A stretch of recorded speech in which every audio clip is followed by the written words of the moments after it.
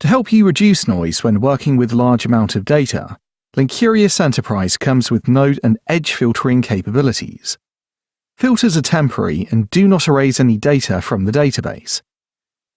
You access the filter panel by clicking on the 3-bar icon in the top right corner of the visualization workspace. You can start by filtering nodes based on their category. On each category line, the number on the side indicates how many nodes of that category currently appear in your workspace.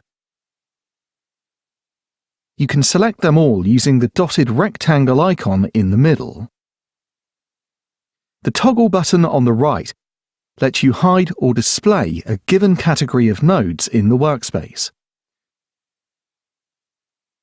For more granularity in your filtering, you can apply filters at the property level to display or hide specific property values for each node category.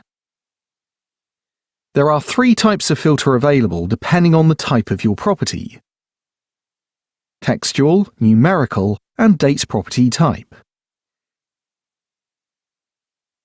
If your property value is a text, we will classify it by default as a textual type, as indicated by the ABC icon.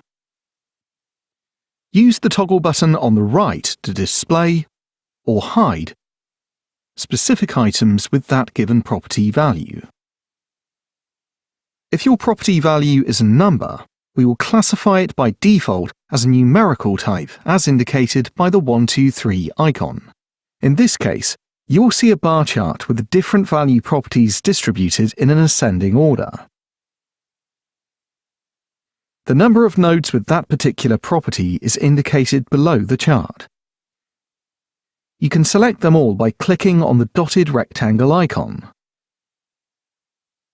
On the right, you can see the number of missing and invalid values.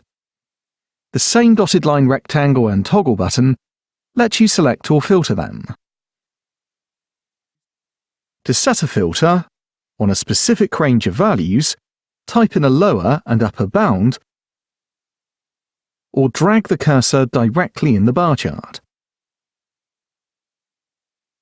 The nodes with a property value outside of this range will be filtered out of your visualization. If your property value is a timestamp, we will classify it by default as a date type, as indicated by the calendar icon. You will access the same bar chart with a different date in chronological order, alongside the bar chart. Adjust the bounds the same way to filter data out of the selected range.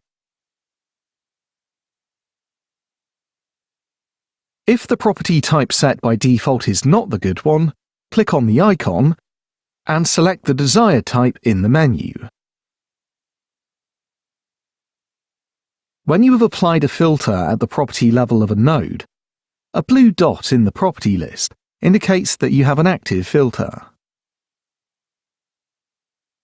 You can apply filters the same way on edges.